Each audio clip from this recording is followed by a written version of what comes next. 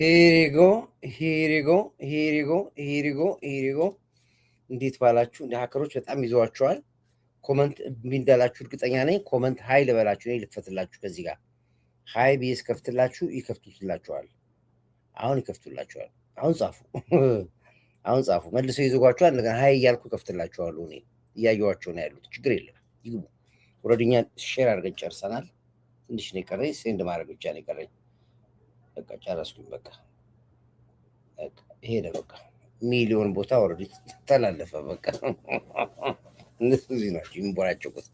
እዚህ ያለ እዚህ ያለ 5,000 10,000 ሰው ላይ እንጨባረቃሉ። እኛ እዛ ድሮ ልከናል። ጨርሰ ሚሊዮን ጋር ደርሰነዋል። እኛ ወይዬ ሰሉት ብያለሁ። እንዴት አደራችሁ? እንዴት ዋላችሁ? ሰላም ናችሁ ወይ? እንግዲህ ቅድም ቆንጆ ፕሮግራም ሰርተናል። በጣም የሚያሳብዳቸውን ፕሮግራም ነው ዛሬ ሰራንላቸው። ሀቅና ልክና ጥጋቸውን የነገርናቸው በሱም ነው አንዱ የተበሳጩት። ዛሬ እንግዲህ ሁለት ነገሮች ላይ እንመጣለን።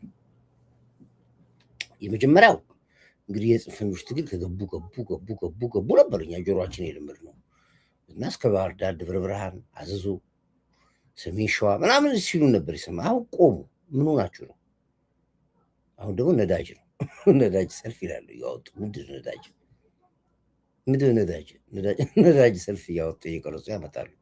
የነዳጁ ሰልፍ እንዲያውም ኢትዮጵያ ውስጥ የተወሰነ መኪና ወሩ። ሌላ ሀገር እኮ መኪና የለም። እዚህ ካናዳ እኮ መኪና ልናቆም ነው። በባስ ልንሄድ ነው። አልቻልንም። ነዳጅ ያለ ግን አንሞላም። በቃ አልቻልንም። ምንድን ነው እንደዚህ እናንተ አሁን ነዳጅ ውስጥ የገባችሁት? ገና ነው። ገና የበርሜል ዋጋ አሁን ከነበረው ከ80 ብር 110 ነው 120 ብር ገብቷል። አሁን ደግሞ 200 ይገባል። ጦርነቱ እስካልቆመ ድረስ የግድ ነዳጅ የለም። ነዳጅ ከሌለ ደግሞ መኪና ይቆማል። አዲስ ከሰባ ደረጃዎች ገቡ። ምንድን ነው እናንተ በነዳጅ ፖለቲካ ተገቡ ነው?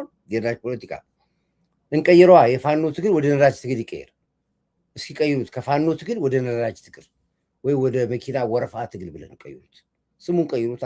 ስጣን ነገር ስታመጡ ስሙን ቀይሩ። የፋኖ ትግል ወደ ነዳጅ ትግል ተቀየረ በሉ። በሙሉ ሰሟቸው ይዘርኩኝ። ነዳጁ፣ ወረፋው፣ ባጃጅ ያሳያሉ። አንድ ቦታ ሞተር ሳይክል አየሁ። የሞተር ሳይክል ሰልፍ አየሁ። አንድ ቦታ ደግሞ ኬላ ላይ የቆመ መኪና ለምን ብቻ ከተደረደረ የነዳጅ ይላሉ። እንዲህ የለም መኪና ነዳጅ ከሌለ ነዳጅ የለም። አሁን እኛ የምንቆጣጠረው የነዳጅ ሌቦቹ ነው። የነዳጅ ሌቦቹ እየተያዙ ነው፣ እየተለቀሙ እየተያዙ ነው ያሉት። በታንከር ሳይቀር እየተያዘ ነው ያለው። ተጨማሪ ታንከር የለጠፈ በሙሉ እየተጫነ ነው ያለው። ይሄ መዳረስ ስላለበት እንደገና ከቤት ለቤት እየተዞረ አላያችሁም እንዴ? አንድ ቤት ውስጥ አይታችኋል? 700 ጄሪካን ነዳጅ የተገኘው። የነዳጁ መያዝ አለ። አደጋስ ቢመጣ አካባቢ እኮ ነው የሚነደው። ስለዚህ ነዳጅ አላግባብ ቤት ውስጥ ከበቂ በላይ ጄሪካን ነዳጅ አጠራቀመ ይያዛል፣ ነዳጁም ይወረሳል። እንዴ የሻቢያ ሹፌሮች በሙሉ ቦቴያቸውን ማቆም አለባቸው፣ መነጠቅ አለባቸው ተብሏል። ጠቅላላ ሻቢያ ቦቴ እንዲያቆም ታዘዋል። ወደ ኤርትራ የሚወጣ ነዳጅ እንዲታገድ ታዟል። ይሄ ነው። ወደ ሱዳን ሄዶ የሚሸጥ ነዳጅ ነበር እንዲታገዱ፣ ወደ ኬንያ የሚወጣ ነዳጅ በኪሎች እንዲታገዱ ታግዷል። ፔሬድ ያለውን ለመቆጠብ ነው። ሀገራቶች እኮ ለሴፍቲ ያስቀመጡ ነዳጅ ያውጡ እየተጠቀሙ ነው ያሉት። አሁን ኤሮፖች በቃ በሙሉ በቃ ለአደጋ ጊዜ የተቀመጠ ነዳጅ ጀብቱ እየተጠቀሙ ነው። ምንድን ነው ለእናንተ አሁን? ቆይ እኔ አይሁን እንግዲህ ምን አገባችሁ እናንተ? አሁን በተለይ የዲያስፖራ አክቲቪስት ምን አገባህ አንተ? ስለ ባጃጅ ሰልፍ፣ ስለ ብስክሌት ሰልፍ ምን አገብቷቸው? አሁን እኛ አካባቢ ፒያሳ ናፍጣም ቤንዚንም አለ። የሚፈልግ ካለ አይደል የለም በሚል ነው የለም ነዳጅ የለም። ሶዋት ምን ይሁን? ምንድን ነው የነዳጅ ሰልፍ ለማስወገድ ለኤርትራ በኮንትሮባንድ ለመላክ ሂድና ሄርሙዝ አስርጥና አስከፍቱ።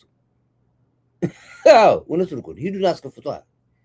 ሄርሙዝ ሰርጥ ምን አይነት ደደቦች እንደሆነ አይገባኝም። ይገርማቸዋል። አሁን በዚህ ዘመን ላይ ይወራል ስለ ነዳጅ። በዚህ ዘመን አሁን ባለው ኮንዲሽን እኛ የሶስተኛ የዓለም ጦርነት እያሰጋን ነው ያለው። ነገሮች የተካረሩ መጥተዋል።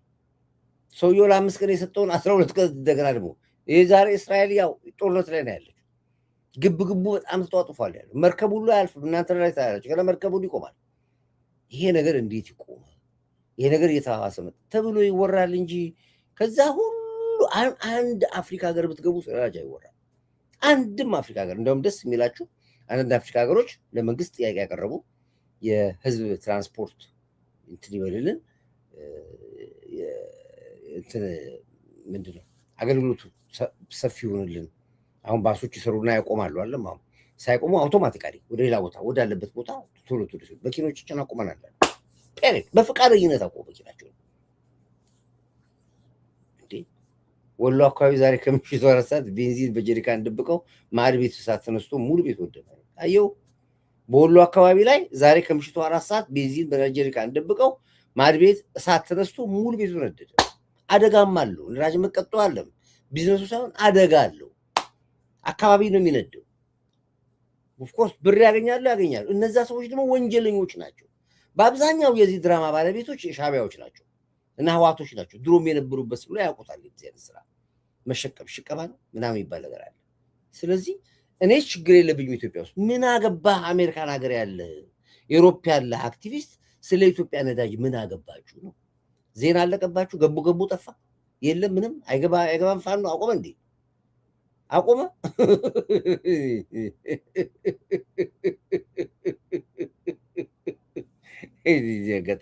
ሰሞኑ መኪና የምትገዙ የኤሌክትሪክ መኪና ግዙ።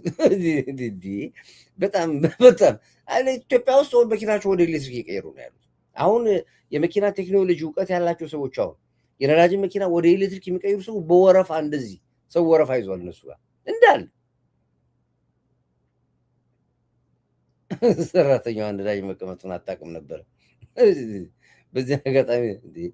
ስለዚህ ይሄ ነው ቴክኖሎጂ ነው። አሁን አንዱ ባይሆን በአንዱ እንዴት ይሄዳሉ? አሁን ኤሌክትሪክ ስኩተሮች በጣም እየገቡ ነው ያሉት። እንትኖች ባይስክሎች ሴቶች አሁን ጀምረዋል። በጣም ደስ አለኝ። አንድ ቦዲ መስመር ላይ አይቼ በጣም ደስ እንዳለኝ ነግራችሁ። ቦርሳዋን ይዛ ምኗን ይዛ ስኩተሩን ይዛ ሮዛለች። ደስ ይላል፣ ያምራል። ይሄንን ማስለመድ አለብን። ባይክ ራሱ መለመድ መቻል አለበት። ብስክሌት ራሱ ለጤናም ጭምር። እኔ አሁን ላቆም ነው መኪና በቃ አሁን እዚህ ካናዳ ብዙዎቹ አቁመዋል። እኔ ያለሁበት በሙሉ አልቻሉም። እጥፍ እኮ ነው የጨመረው፣ እጥፍ። አይገርማችሁ? ከ70 ምናምን ሳንቲም 170 ሳንቲም ምናምን ገባ። ከ70 ወደ 170 አስቡት እንግዲህ እጥፍ ነው የጨመረው። አሜሪካን ደግሞ ከዚህ ይብሳል፣ ከካናዳ ይብሳል አሜሪካን ደግሞ። ስለዚህ እናቆማለን። ምን ያደርጋል? ያውም እዚህ ቴክኖሎጂ በሽ ነው። ባቡር እንደ ጉድ ነው ያለው። አንዱ ባቡር 40 ባቡር ነው የሚጎትተው።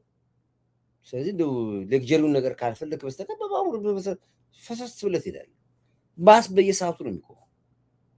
ያውም ወታ አትጠብቅም። ስልክህን አይተህ በሰዓት ባሱ ይመጣልክ። የሚወጣ 5-2 ደቂቃ ሲቀረው ወጥተህ ባስ ፌርማታ ላይ ባስ ይዘህ ትሄዳለህ። ምን አጨቃጨቀ? ስለዚህ በአብዛኛዎቹ አሁን ነጮቹ ጀምረዋል፣ አቁመዋል። መኪና በሙሉ በአብዛኛዎቹ አቁመዋል። ግማሹ ወቅት ሲያደርግ ታየዋለህ። ያውም በረዶ ነው። አሁን ነገሩ የወጣ ነው እንጂ የኢትዮጵያ አክቲቪስቶች የኢትዮጵያ ነዳጅ ብስክሌት እንትን ምንድን ሞተር ሳይክል ወረፋ ታሳየኛለህ። ባጃጅ ወረፋ፣ የመኪና ወረፋ፣ ነዳጅ እንዲህ። ይሄ የዝቅጠታችሁና የፖለቲካው ማለቁን የሚያሳይ ትልቅ ጅማሮ ስለሆነ እኔ አመስግኛችኋለሁ።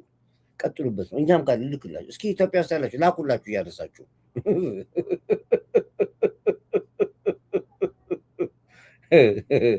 እና መኪና ዲለሮች ጋር የተሰበሰቡ መኪናውን ላኩላችሁ እና ወረፋ ብሎ ይስሩበት። ምን አይነት ቅንቅናም እንደሆኑ አይገባኝም። ለማንኛውም እሱ እንደው አፍ ማሟሻ አላደርገው ብዬ ነው። የጽንፈኞቹ ግን ከገቡ ወደ ነዳጅ ሰልፍ ለምን በአንድ ጊዜ ዞረ ነው? አትሊስት እንደው አትነግሮ ነው እንዴ? የሆነ ከተማ አትይዙም? ዛሬ ትላንት አልያዛችሁም፣ ዛሬም አልያዛችሁም። ምንድን ነው እሱ? ይልቁኑ ምንድን ነው አንድ ነገር የሰማሁት ጁንታው ዛሬ ጠርቶ ነበረ ሰልፍ። ምንድን ነው ያለው? ፋኖ ሳይበተን ብን ውጊያን ጀምር ብለዋል አሉ። የኮረም አካባቢ ገበሬዎች መሬታችንን ለህዋት ደጋፊዎች እየተሰጠ ነው ያለው እየተሰጠ ነው ብለው ህዋትን ውጣልን አሉት። ኮረሞች በሙሉ ወጣ። ዛሬ ሰልፍ ተገብቶ ወጣ እና የወያኔ አመራሮች ወታደሮችን እና ህዝቡን እንዋጋ ብለው በተደጋጋሚ ቢያወያዩትም ህዝቡ አንዋጋም ማለት አንዋጋም። ማን ይዘን የምንዋጋው አለ ህዝቡ። የኮረም ህዝብ ማን ይዘን ነው? አላማጣት በቀደም ተደግመዋል፣ ተጨፍጭፈዋል። አላማጣ ላይ ምን ይዘን የምንዋጋው? ሻዕቢያና ፋኖን አምናችሁ ነው ወደ ውጊያ የምንገባው? ፋኖን አምናችሁ ሻዕቢያን አምናችሁ ነው የምንዋጋው? አንዋጋም አሉ ኮርሞች። ወዲህም ቢተይ ነው እዛ የሚመራው፣ በዛ ቀጠና ላይ የሚመራው። እንዲያውም አንተን አንፈልግም አሉት። አንተን እዚህ ማየት አንተን ማየት አንፈልግም አሉት። እዚህ ወዲህ ቢተይ አንቀላም የስልጣን ሹክቻ ውስጥ ገብተው የጦሩ አመራር እየተከፋፈለ ነው። አሁን ጦሩም ለሁለት ተከፈለ። በውይይታቸው ፋኖ መዋጋት አይችልም፣ የታዘዘው መፈጸም የማይችል የኃይል ስብስብ መሆኑ ባላማጣ በነበረው ውይይት ተስማምተው ፋኖ ሊበተን ስለሆነ ሳይበተን ወደ ስራ እናስገባው የሚል ስምምነት ላይ ደርሰዋል። ህዝቡም ስንቅም አንሰጥም፣ ሳንቲምም አንሰጥም፣ ቀለብም አንሰጥም፣ ውጡልን ብሎ ዛሬ በነቂስ ወጥቶ እርቃናቸውን አስወጣጆች ሰልፍ ነበር ዛሬ። ላሳያችሁ፣ ከዛው ከቦታ የተላከልኝ ቪዲዮ አለ፣ እሱን ላሳያችሁ ትንሽ አንዳንድ ጊዜ እንደው መረጃዎቹ ራሳቸው ሲመጡ እኮ ግራ እኮ ነው የሚያገባው።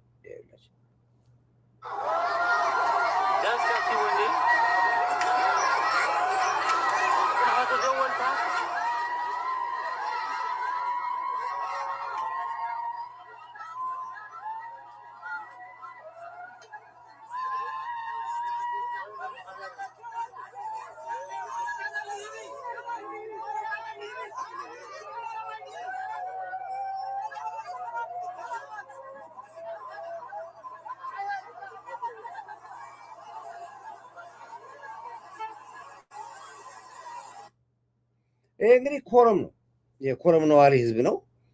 ተገልብጦ ነው የወጣው። ገበሬው ሳይቀር ተገልብጦ ወጣ። አንዋጋም አሉ። እሺ 50 ኪሎ ጤፍ አዋጡ ሲባል አናዋጣም አሉ። አናዋጣም። እሺ 10 ሺህ ብር ወደ 10 ሺህ ብር ወደ 5 ሺህ ብር አንሰጥም። የትም ቦታ ህዝቡን ጦርነት መሮታል፣ እምቢ ብሏል። ጊም ኦፍ ይሄ መሬት ያለ ሀቅ ነው ነገር። ስለዚህ ህዋት ታምሷል። ትግልና ኑሮ ራሱ ጦርነቱ ራሱ ተምታቶበታል። ትግል፣ ጦርነት፣ ኑሮ ተምታቶበታል። ስለ ምርጫ ያወራሉ። ትግራይ ክልል ምርጫ ተመረጠ አልተመረጠ ምን አገባል? አዲስ አይደለም እኮ ትግራይ ክልል ምርጫ ለማካሄድ። ባለፈውም እኮ አልተካሄደ ምርጫ። ሶዋት ኒው ስትፈልግ ምረጥ። ምርጠህ እኮ የአማራ ክልል መስተዳድር አይደለም የምታወጣው። መርጠህ የምታወጣው እኮ ለደቡብ አይደለም እኮ የምትመርጠው፣ ወይ ደግሞ ለአፋር አይደለም የምትመርጠው። ለራስህ ለትግራይ ህዝብ ማን ያስተዳድር የሚል መሪ ነው የምታወጣው። ለራስህ መሪ አላወጣም ብለህ ካልክ ምን ቸገረን እኛ? አታውጣ፣ ህዝቡ ከተስማማ። እኛ የምንፈልገው ህዝቡ ሊመራው የሚችል መሪ ያውጣ ነው። ለራሱ የትግራይ ህዝብ የትግራይ እነሱ በምንም ታምር ምርጫው ላይ ምርጫ ተካሂዶ ሚስተር ኤክስ ቢመረጥስ የእኛ ጣፋንታ ምን ይሆናል ነው? አዎ አስፈርቷቸዋል። ምርጫው ከተካሄደ ህዝብ አይመርጣችሁ። ስለዚህ ያላችሁ ምርጫ ምንድን ነው? ምርጫው እንዳይካሄድ ማድረግ ነው። አዎ ትክክለኛ ውሳኔ የወሰናችሁት። ምክንያቱም በምርጫ ህዝብ ይጥላችኋል። በዝምታ ውስጥ የተቀመጠ መዓት ትግራዋይ አለ። መዓት ትግራዋይ በምንም ታምር ህወሓት ከዚህ በኋላ ወደ ስልጣን አይመጣም ብሎ የቆረጠ ትግራዋይ ነፃነት ከሰጣችሁት እንደማትመረጡ ስለማታውቁ በትግራይ ክልል ምርጫ ተካሄደ አልተካሄደ ምን አገባልኛ? ጨው ለራሴ ስትል ጣፍጣል። እዚያ ድንጋይ ነው ብለው ይወረውረዋል። አውጣ የተባልከው ያንተን አስተዳደር ያንተን አመራር ነው አውጣ የተባልከው እንጂ ለደቡብ አይደለም ምርጫ የምታካሄደው፣ ለኦሮሞ አይደለም፣ ለአማራ አይደለም የምትመርጠው፣ ለራስህ ነው። ምን ፈራችሁ? ምን አስፈራችሁ እናንተ? የራሳችሁን መሪ ለማውጣት ለምን ፈራችሁ? እንዳትነኩ ነው። ስለዚህ እንዲሁ በጦርነት እንዳሻችሁት እንዲሁ ህዝቡን እንዳፈናችሁት ትዘቃላችሁ። የሚቸገረው መንግስት ፌዴራል መንግስት ችግር የለበትም። ለራስ ስትል ነው። በዚህ በኩል ለጦርነት ለሰላም መጣን ትላላችሁ። ሚዲያ ላይ የማይሆን ታወራለህ። በዚህ በኩል ትቀደላላችሁ። ታደሰ ወረደ የቁም እስረኛ ነው፣ አስራችሁታል። ትግራይ በአሁኑ ሰዓት የምተዳደረው በሻዕቢያ በኤርትራ መንግስት ስር ነው የምተዳደረው። እኛ አውቀናል፣ መንግስትም አውቋል። ህዝቡ ራሱን ነፃ ያወጣ ብለን ዝም አልን እንጂ ትግራይ እያስተዳደረ ያለው ሻዕቢያ ነው። ኢሳያስ አፈወርቂ ትግራይ የሚያስተዳድራት ያለው ናት ዴቭ ምን ነው ስትገባ አትናገርም እንዴ? ዶክተር በቀል ሶስቴ አይዞህ እኔ እዛ እኮ ነው ሐኪም ያደርጓቸው። ድሮ እንትናችሁ ላይ ይገባ ነበር። አሁን እንደዛ እንዳይገባላችሁ አድርጓቸዋል። ፈልጋችሁ ካላገኛችሁ አታገኙ። እንደ ድሮ ሀከሮቹ ተይዟል በቃ ስትቋው። ስለዚህ እኛ ብትመርጥ ምረጥ፣ ባትመርጥ የራሱ ጉዳይ። እናንተን እንደ ትላንትና ለምዳችኋላ። እና ሀጂ ሙፍቲ ነፍሳቸውን ይማራችሁ በድብራችሁ ሽማግሌ ተልኮ ለእናንተ ማንም አይላክም። ሽማግሌ እንኳን ሽማግሌ ወደ እናንተ ሊመጣ ይቅርና እናንተ ሽማግሌ ወደዚህ ልካችሁ የሚቀበላችሁ የለም። አሰግጬ ልንገርህ፣ ሰላም፣ ጦርነት፣ እርቅ ተምታቶባችኋል። ህዝቡን አፍናችሁታል። አፍኑት። ምን አገባንኛ እንዴ? ራሱን ነፃ ማውጣት ያልቻለ ህዝብ ጥቂት ሰዎች ሲቀጠቅጡት፣ ጥቂት ሰዎች ጦርነት፣ ጥቂት ሰዎች ገንዘቡ ሲዘርፉት ካልገባው ምን ያደርጋል? ምን ያደርጋል? ሁሉ የራሳችን እንትን አለብን፣ ትግል አለብን። ደግሞ ለእናንተ ልታገል ይይዛል። ህዝብ ራስን ነፃ አውጣ ያሉ ዋጋ መከፈል ካለ ዋጋ ክፈል እንጂ ስለእናንተ ብሎ እንደገና ልክ እነ ኃይሌ ገብረስላሴ በርብራችሁ እነ ሀጂ ሙፍቲን በርብራችሁ ሽምግልና ተብሎ ምናምን ለምዳችኋል። የአሁን ማንም ሰው አይሄድም ወደ እናንተ ለሽምግልና። ኖ ዋን መንግስት ይህን ያደረገ ሰዓት ላይ በቃ መንግስት የላትም ሀገሪቷ ላይ ሁሉ ብለን እንወስናለን እኛ። እብሪት መጨረሻው ይሄ ነው። የሚደንፉት የሚያወሩት ወሬ ብታዩት አርኪ ቡርኪ ወሬ። ማን ናችሁ እናንተ? ምን ስለሆናችሁ ነው እናንተ? 2 ሚሊዮን 3 ሚሊዮን የማትሞሉ ህዝቦች 130 ሚሊዮን ህዝብ የምታወቁት ምን ስለሆናችሁ ነው እናንተ? 27 ዓመት የሰራችሁት ወንብድና ዝም ስላልናችሁ እንደገና ሌላ ዓመታት ትፈልጋላችሁ እንዴ? የለም፣ እንደዚህ አይነት ነገር የለም። የለም። አሰማራችሁ፣ ፋኖ አሰማራችሁ፣ ሸኔ አሰማራችሁ፣ ጽንፈኛ አሰማራችሁ፣ አክቲቪስት አሰማራችሁ፣ ፕሮፓጋንዳ፣ ሁሉም ነገር ሞከራችሁ። ምንም ያልሞከራችሁ ነገር የለም። በትግራይ ክልል ምርጫ ቢካሄድ አይዳረግም።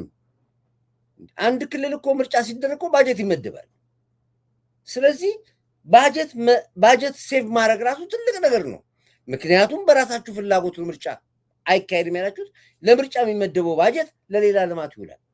ኮሪደር መንገድ ይሰራበታል ወይ አንድ ድልድይ ይሰራበታል። ያ ባጀት ይታጠፍና ወደዚህ በጥሬው ካሽ የምትጠይቁት አይሰጥም። ካሽ ለእናንተ በብርጭቆ አንሰጣችሁም እንኳን ገንዘብ ይቅርና ከዚህ በኋላ ምን ስለሆናችሁ ነው እናንተ እንደዚህ 48 ሰዓት እየወጣችሁ የምትቀድዱብኝ? አይሰጣችሁም ገንዘብ። የሚቻል ከሆነ የመንግስት ሰራተኞች፣ የጡረተኞች፣ በተለያየ ቦታ ላይ ያላችሁ ሰዎች አካውንታችሁን ለፌዴራል መንግስት አራግጣችሁ ላኩ። በአካውንታችሁ ገንዘብ ይገባላችኋል። በትግራይ ክልል መስተዳድር ስም የሚላክ ገንዘብ ምንም የለም፣ አይላክም ምንም። ምክንያቱም ብንልክላቸውም ሻዕቢያ ይነጥቃቸዋል፣ ይወስድባቸዋል ገንዘቡን ብንልክላቸው። ምክንያቱም ትግራይ አሁን በኤርትራ አስተዳደር ስር ወድቃለች። አስቡት፣ አንድ የጎረቤት ሀገር ጀነራል መጥቶ የሰው ሀገር ህልውና ጥሶ ትግራይ ውስጥ ስብሰባ ይሰበሰባል። ይሄ እኮ መደፈር እኮ ነው። ሀገር እኮ ነው ያስደፈራችሁት እናንተ። ወራዶች ናችሁ እኮ እናንተ። እንዴት አድርገህ የአንድ ሀገር ጀነራል አምጥተህ ትግራይ ውስጥ መገንጠልን ሳታቅ አለመገንጠልን እያወቅን አምጥተህ ስታስወርረን፣ አንድ የሻዕቢያ ጀነራል አምጥተህ ስትሰበሰብ፣ ከዚህ በላይ እኮ አገር መናቅና መድፈር የሚባል ነገር የለም። የለም እኮ አገር እኮ ደፈራችሁ ነው የሚባል እኮ እናንተ። እንደ መንግስት ራሳችሁን ቆጥራችኋል፣ እንደ ሀገር ራሳችሁን ቆጥራችኋል እንጂ ፊልድ ማርሻል የሀገሪቷ መከላከያ ሚኒስቴር ሳያዝ የአንድ ሀገር ጀነራል አንድ ቦታ አይገባም ከመከላከያ እውቅና ውጭ። ይሄን ማድረጋችሁ ራሱ ወንጀል ነው። ወንጀለኞች፣ ደፋር፣ ወንበዴ፣ ሽፍታ ስለሆናችሁ ይሄን ያደረጋችሁ። በዚህ ልክ የሚነግራችሁ ስላጣችሁ ነው ይነግራችኋል። ይቆርዳ ይታልላችሁ። ይሄ ልክና ጥል የሚነግራችሁ በጣም ነው የሚያሳፍረው። ይሁን እሱም ተሰብስቡ ችግር ነው። በጥቅምት 24 ልተኩሱ፣ በጥቅምት 24 ልትዋጉበት የነበረውን ከደብረ ዘይት ነቅላችሁ የወሰዳችሁት ሚግ 23 እና ሚግ 20 ምናምን የተባሉ እንትኖች ቀብራችሁ የነበሩትን ጭናችሁ ኤርትራ ላካችሁ ካለ መከላከያ ፍቃድ። ያ እኮ የእናንተ ንብረት አለ። ሰርቃችሁ ዘርፋችሁ ስራቱ እንጂ የሀገሪቷ የኢትዮጵያ ንብረት እኮ ነው። ምን ብላችሁ ነው ለጎረቤት ሀገር አሳልፋችሁ ሰጣችሁት? ሚግር የሚያክል ነገር ኦኬ፣ ትግራይ ይቀመጥ ችግር የለብኝም የኢትዮጵያ አካል ስለሆነች። ጎንደር ቢቀመጥ፣ ኦሮሚያ ቢቀመጥ፣ ጉራጌ ችግር የለብኝ የኢትዮጵያ አካል፣ ትግራይ የኢትዮጵያ አካል ነች። ምን ይሁን ብላችሁ ነው አንስታችሁ ለሻዕቢያ የሰጣችሁት?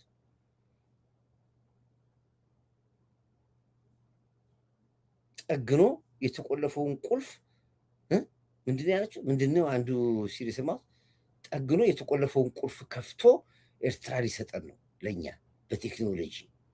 ታዲያዛው ተቆልፍላችሁ ለማስጫራችሁ ነው ኤርትራ ወሰዳችሁ። ኤርትራና ውጊያው ሲጀመር ኤርትራ በዛው በኛው ሚክ እንዲወጋን ነው አስባችሁ የሰጣችሁት።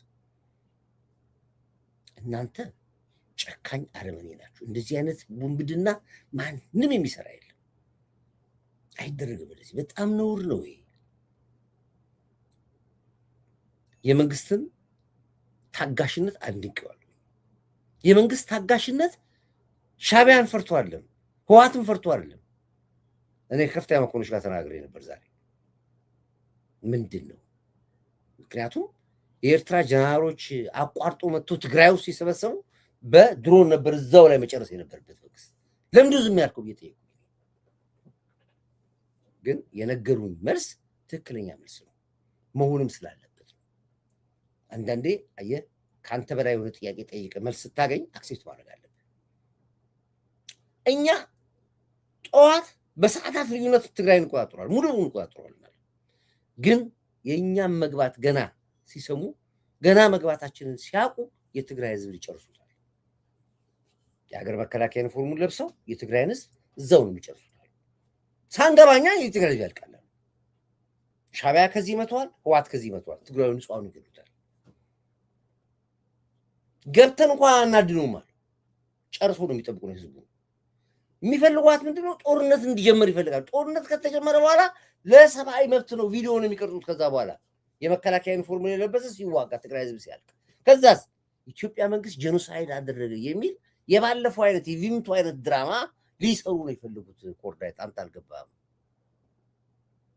ከዛስ ያንን ድራማ ከሰሩ በኋላ ጄኖሳይድ በትግራይ ህዝብ ላይ ተፈጸመ፣ የዓለም መንግስታት ሰምቶ የዓለም መንግስታት አውቆ ሰላም አስከባሪ ገብቶ ቦርደሩን ይቆረጥልን በሚል ሀገረ ትግራይ የሚል ሊገነጥሉ ነው።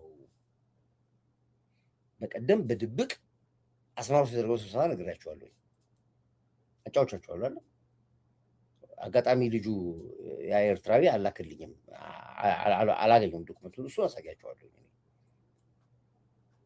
ትግራይን ኦልሞስት በኤርትራ ካርታ ውስጥ ጠቅልሏታል።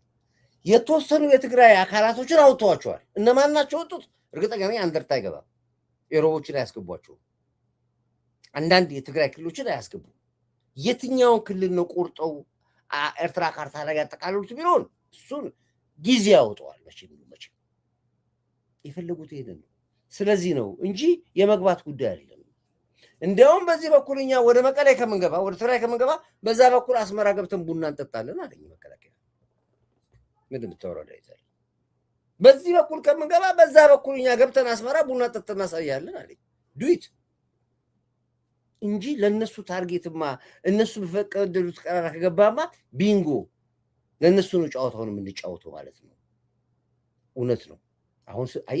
አሁን ሌላ ሶስት ቪዲዮ ኖሮ ግራ ይገባል። አይ ወታደር ስትሆን ግን ይገባል። ወታደራዊ ቋንቋ ነው ይሄ። ከፍተህ ጠላትን ታስገባዋለህ። ለምሳሌ ከፍተህ ታስገባዋለህ። በሩን መግቢያውን ታሰፋዋለህ። ከዛ እያጠበበው እኮ ትመጣለህ። ይሄ አንድ ወታደራዊ ስልት ነው። ሪንግ ታደርገዋለህ፣ ጦርነቱን ቀለበት ታደርገዋለህ። ቀለበቱን መሀል ላይ ትቆርጠዋለህ፣ ጨሌ ታደርገዋለህ። ልክ ባለፈው ስንቀጠቀጣቸው ጥቅምት 24 እዚህ ላይ እንደዚህ ነው። ሪንግ አደረግ ነው፣ ሪንጉን በጠስ ነው። ጨሌ ቀየር ነው፣ እዛው በላች፣ እዛው ቀረች። ተወለደበት ደደቢት ቀብር ነው ውስጥ። አሁንም ይሄንን ነው የምናደርገው። ሰፍተህ ከፋ አታርግ ጠብቀዋለህ። የወታደራዊ ሳይንስ ይባላል። ወታደራዊ ቋንቋው ራሱ ቋንቋ አለ። ውትድርና ካልሆንክ አታውቀውም። እኔ አሁን ልክ እንደዚህ አለቆቼ ሲነግሩኝ ወዲያውኑ አክሴፕት አደረጉ። የሰር ነው ያልኩት። የሰር ትክክል ነው፣ እርምጃው ውሳኔው ትክክል ነው። ነው። አይ ኢንፎርሜሽን ያይወቁት ብዬ ነው። ምን ኢንፎርሜሽን የስ ሰር ብዬ የተቀበልኩት ነው። ለምን አርሚ ነኛ ኦፊሰር ነኛ አቋሏ ፖለቲካው ሌላ ቢሆን ለምን የታባቱ ምናምን ትላለህ። ሲቪልና አንተ አታውቅማ። ውትድርና ሳይንስ ነው። ለዚህ ነው ሰዓት ስትል ሰዓት 4 ሰዓት ስትቀጥር 5 ጉዳይ ትደርሳለህ። እዛ ጋር ከ5 ላይ ቡሻ ሚሽን ለቀቶታል። ስትናገር በቋንቋ ስትናገር ቋንቋ አለ፣ የራሱ ቋንቋ አለ። ግባ ቁረጥ ምን ይህ ሁሉ ቋንቋ ነው። አሸዋ ገበታ ይባላል። ቁጭ ብለህ ካርታ ላይ አሸዋው ላይ አሸዋ ታነባለህ። እንዲህ አይነት ጨዋታ ነው የምትጫወቱት። ውትድርና ሳይንስ ነው። ለዚህ ነው የባህር ጀነራል እነ ምግበይ የሚባሉ ከስሪሲ ወደ ፎርሲ ትምህርት አቁሞ ያልተማሩ በመንገድ መብራት አጥንቶ የመጡ የህዋት ጀነራል በምንም ታምር እልቂት ካልሆነ በስተቀር ጭንቅላታቸው አይሰራም። ቀፎ ነው። በዚህ ሰዓት ላይ ከዚህ ድሮን እንደ ቆሎ ከሚያመርት ጥይት እንደ ቆሎ ከሚያመርት ታንክ እንደ ቆሎ ከሚያመርት የሀገር መከላከያ ሰራዊት ቆመ ጠብቀህ ይዘህ ልዋጋ ትላለህ። ማን ተማምነህ? አማራ ፋኖን ይዘህ አማራ ፋኖ ራሱን አያድንም። እየተለበለበ ነው ያለው። አማራው ራሱ ፋኖ የተባለውን እየለበለበው ነው ያለው። አሁን በጎጃም ጦርነት ነበረ ትላንትና። ቦታውን አያስፈልግም፣ ያስፈልግ ነገራቸዋለሁ። ጠቅላላ ያለቀው ሻዕቢያ ጦር ነው የገባው ያለቀው። እኔ የሚያሳዝነኝ ኤርትራውያን መቀበራቸው አማራ ክልል ጎጃም ላይ እያለቁ ነው ያሉት፣ ጎንደር እያለቁ ነው ያሉት። ፔሪድ። ዛሬ እንኳን አንዳርጋቸው ጽጌ እስክንድርን ለማስገደል የሆነ ጦር ልኮ ነበር። አንዳርጋቸው ጽጌ ስኳዶች ልኮ ነበር፣ ገዳዮች ልኮ ነበር። የሚገርማችሁ ነገር ነው። ወደ 130 120 አይሞሉ እስክንድር ያለበት ቦታ ላይ ሄደው ሊገሉ የነበሩት መረጃው ቀድሞ የእስክንድር ታጣቂዎች ጋር ደርሶ ነበር። ከፍተው ባስገቧቸው የእስክንድር ታጣቂዎች በጀርባ በኩል እርም አረጓቸው። ለወሬ ነገር የተረፈ የለም። መልሶ ለማጥቃት ሞክረው አልቻሉም። አይገርማችሁም? ከግማሽ በላይ ኤርትራዊ ወታደሮች ናቸው የሞቱት። ጥቂት ናቸው የትግራይ ወታደሮች ያሉበት። ሌላ አማራው ዝም ብሎ ነው እዛ የነበረው። እስክንድር እንኳን ዛሬ ድል አደረገ፣ ጨፈጨፋቸው። አንዳርጋቸው ጽጌ የላከው ሚሽን እስክንድርን ለማስገደል ከሸፈ። እንዳላለቁ መከላከያው ከላይ ሆኖ ወርታችን ነው የሚያየው። እንደዚህ ያያቸዋል ሲጨፋጨፉ። እንዲህ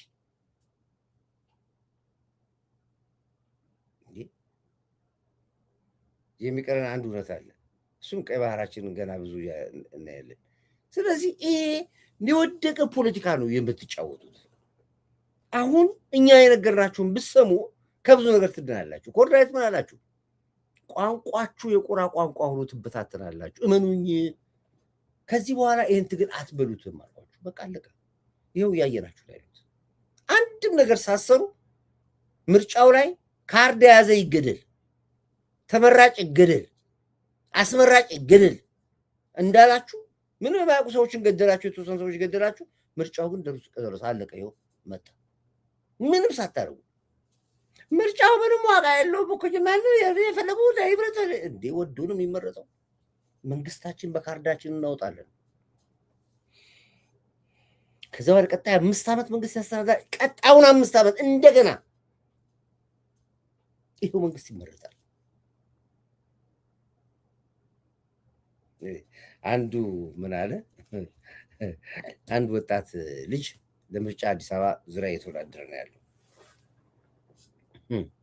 አሁን እሱ ምን ማን ስሙ ጻፉ ዲስሙ አሁን እሱ ምን ዘፋኝ ነው እሱ አሁን እሱ ለምርጫ መወዳደሩ ምን አገባ እንዴ? ምን አገባችሁ እንዴ? በቃ ፈለገ በራሱ የግል ተወዳዳሪ ይባላል። በግል የሚወዳደር ይፈልጋል። ብዙ ነው የምርጫ አይነቶች። ምን አገባ አንተ? እሱ ሆነ አልሆነ እናንተ አጀንዳ አድርጋችሁ ሚዲያ ላይ የምታወሩት ካሙዙ ምን አገባ? ካሙዙ ፈለገ ህዝብ ይጣለው ህዝብ ይኖረው ምን አገባችሁና ነው እናንተ? ካሁን ካሙዙ ነው የሚባል ምን እና ዘመነ ይመረጥ መሬ ነው እንኩሮ ሚዲያ መሳይ ይምጣ ወይ ማን ነው ሀብታሙ ወይ ግልብጥ ሚዲያ ይምጣ ወይ ምን አገባ? ካሙዙ ስማ፣ ይሄ ህዝብ እኮ 100 አለቃ ግርማ በዊልቸር በዳይፐር ህዋት አስቀምጦለት እኮ የተመራ ህዝብ ነው። እንኳን ወጣት ልጅ ይቅርና ይሄ ወጣት ልጅ ነው፣ ጉልበት አለው፣ አቅም አለው። ፔሪድ ወጣቱ ሞባይል ላይ ማድረግ ይችል ይሆናል። እሱን ህዝብ ነው የሚያውቀው። አንተ ምን አገባ ስደተኛ እዛ ተቀምጣ ካሙዙ ተመረጠ ብለህ ለማለት ማን አንተ? ምን ቤትህና ነው? የወደደው ይመርጠዋል፣ ካልመረጠውም ሰሉት ብሎ ይወጣል። ነው እንደናንተ ክራይቶ ጫካ ይግባው።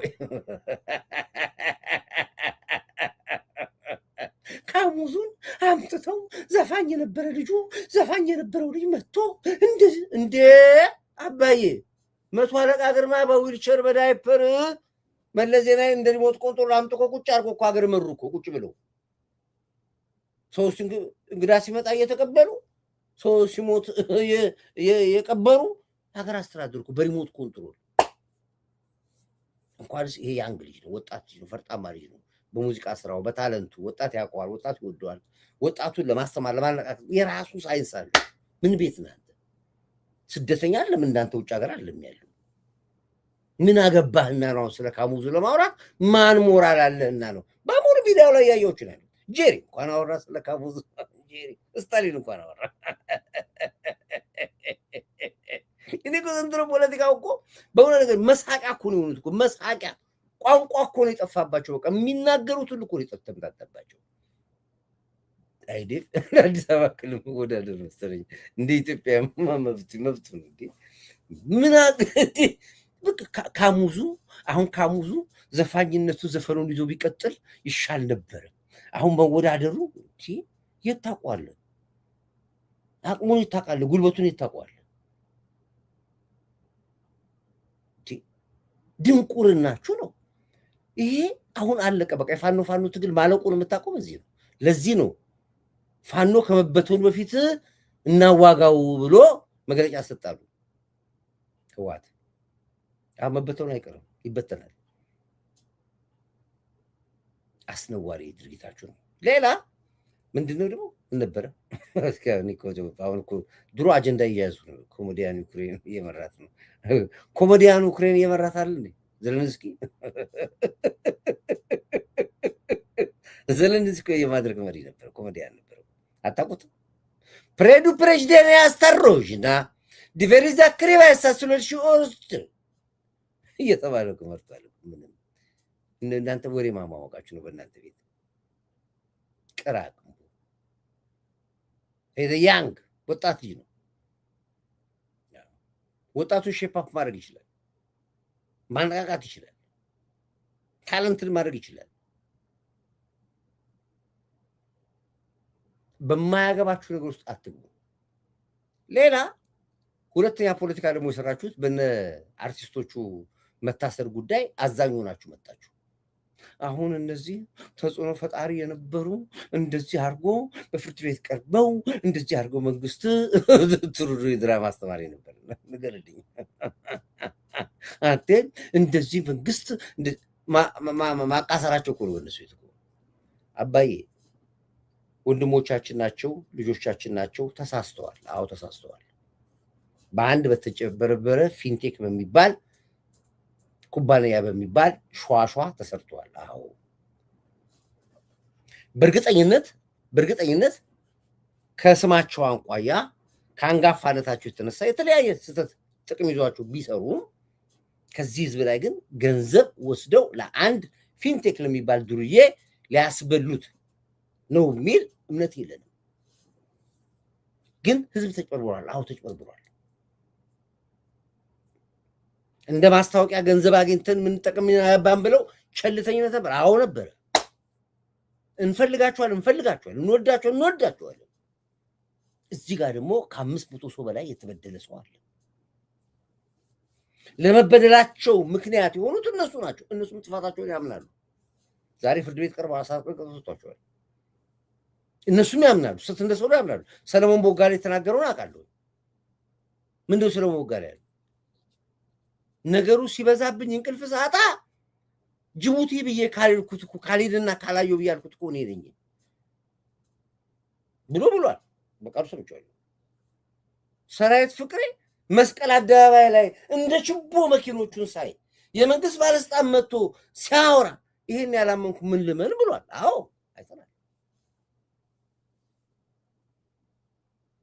ጅቡቲ ድረስ መኪና እየጫኑ መኪና ያወርዱ አሳይተውናል። ህዝቡ እዚህ ጋር ያምናል። እዛ ጋር የተሰራ ሸዋሸዋ አለ። ሸዋሸዋውን የሚጠይቀው ህግ ነው የሚጠይቀው። እነዚህ ሰዎች በምን ይላፋታ? መንግስት ምናልባት ሰዎቹን ተበዳዮችና በዳዮችን ቁጭ አድርጎ ሊያነጋግር ይችላል። ያ የመንግስት ስራ ነው። ምን አገብቶ ነው አንተ ኤሮፕ ሆነህ አሜሪካን ሀገር ሆነህ ስለነሱ ለማውራት ምን ሞራል አለ? ምን ሞራል አለ? ዜና አድርገህ የምታወራው ዘጋቢ አድርገህ የምታወራው ይሄን ወደ ፖለቲካ ጠምዝዘህ መንግስት እንዲያስር ተበዳዩ እዛ ጋር እያለ በዳዩ እዛ ጋር እያለ ፍትህ ብሎ የሚገባው ነገር ላይ ምን ቤት ነህ ለአንተ ለፖለቲካ ጡዘት ከመንግስት ጋር ልታገናኝ ይፈልገው? መንግስት እኮ የለበትም እዚህ ጋር። የመንግስት እኮ ስራ አይደለም እዚህ ጋር ባለ ግዳይ ነው። ግለሰቦቹ አሉ እዚህ ጋር፣ ተበዳዩ አለ፣ በዳዩ አለ፣ ደላላ ሆኗል መሀል ላይ። እነዚህ ናቸው የሚነጋገሩት። ይሄንን ከብልጽግና ጋር ምን አገናኘውና ነው መንግስት ብለህ የምትለው? ምን እንደማድረግ የተበረበት መንግስት እኮ አልገባም እዚህ ውስጥ እኮ። እንዲሁ የምትናገሩት ሁሉ አፋችሁ ኩበት የበሰለ ደረቅ ገገማ፣ ፖለቲካ የላችሁ፣ ትምሮ የላችሁ፣ እውቀት የላችሁ። ዝም ብሎ ብቻ አማራልኝ ያላችሁ የዩቲዩብ ባል ነገር አለ። ዝም ብሎ ከፍቶ ለማንም ነው የሚሰጠው። በቃ እንዲህ አይነት ፖለቲካ የለም። አሁን የኢትዮጵያ ህዝብ ደስ ያለ ነገር የመሰለ የኢትዮጵያ ህዝብ አሁን በጣም ነቃ። በጣም እመኑኝ፣ እኔ በጣም እየሞከርኩ እያለ ለማጥናት በደንብ ነው ያወቀን። በደንብ አወቀን ህዝቡ።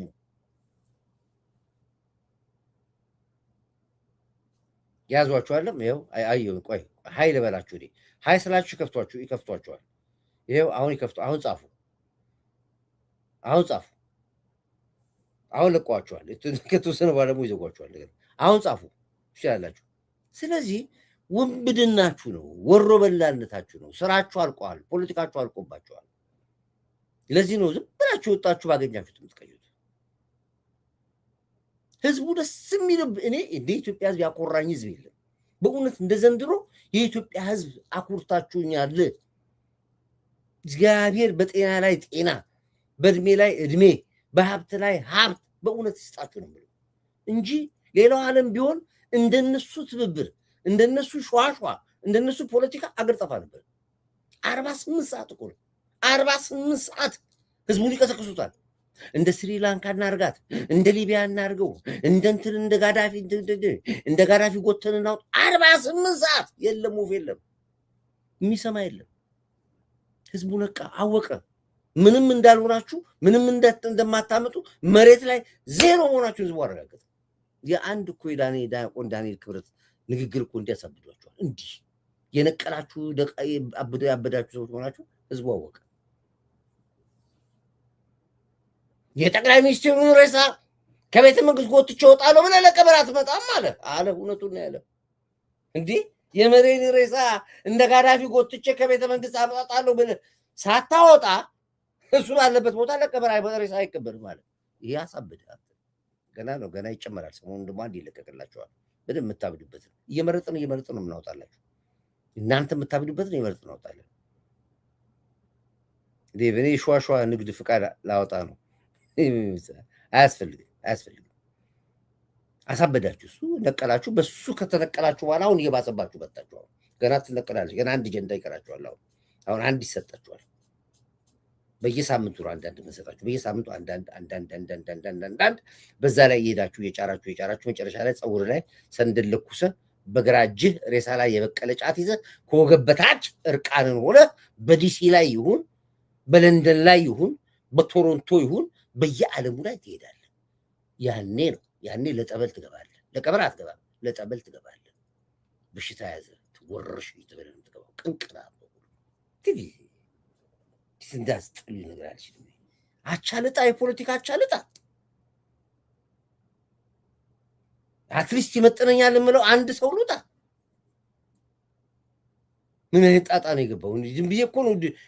ይሄ እኮ ድምፅ ቢከራይ እኮ ስማ፣ ይሄ ቢከራይ እኮ የክልል ባጀት ይሸፍናል። የኔ ፖለቲካ ብታምንም ባታምነኝ የኔ ፖለቲካ ቢከራይ አቻ የሚሆን ቦታ ላይ ቢያርፍ የአንድ ክልል ባጀት ይሸፍናል። የአንድ ክልል ባጀት ፎር ነቲንግ እኮ ነው የሚቃጠለው እየወጣ የምትደቀደቀው።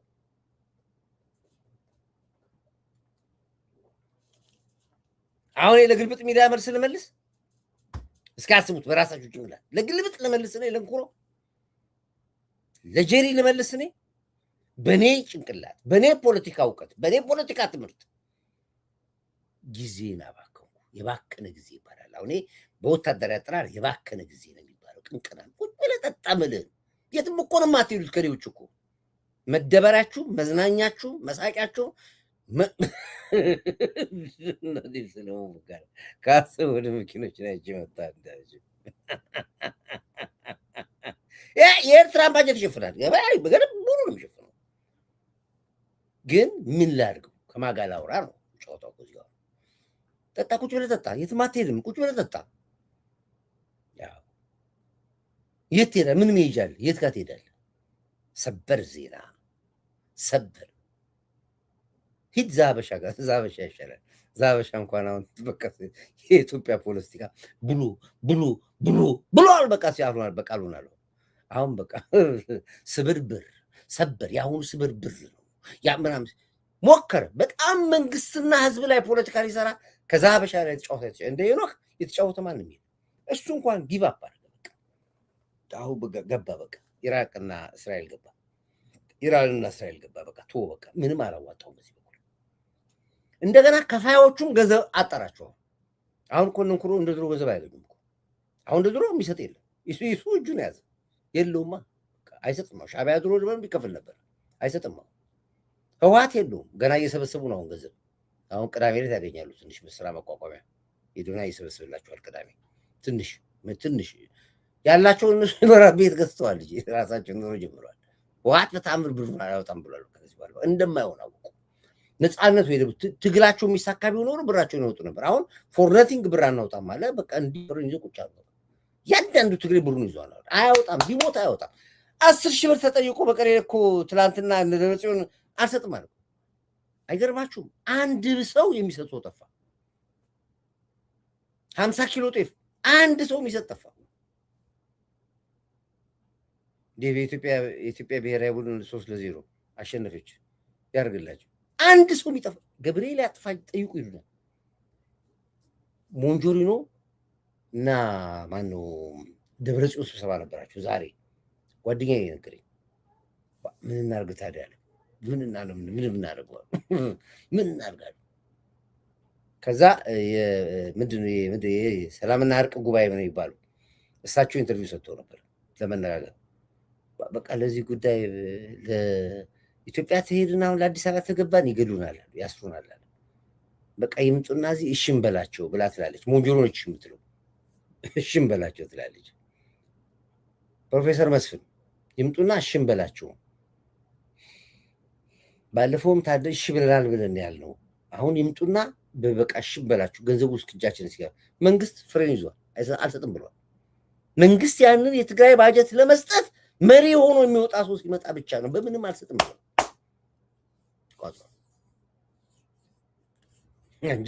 ባጀታቸውን አንዳርጋቸው ጽጌ ጨርሰውታል። እና ምንድን ነው በጣም ይጨነቃሉ። ከጠዋት ፕሮግራም ነበር ዛሬ ስብሰባ ነበራቸው። ሲሪየስ ነገር ነው ማጫወታቸው። እኛ እዛ ውስጥ መረጃ አለና አሁን እነሱ መረጃ ከዛ አለን ይላሉ። ወፍ የላቸውም፣ ምንም የላቸውም። እኛ ግን ከቦታው ከቪዲዮ የተደገፈ መረጃ ነው ያለ፣ በቪዲዮ የተደገፈ ነው ያለ።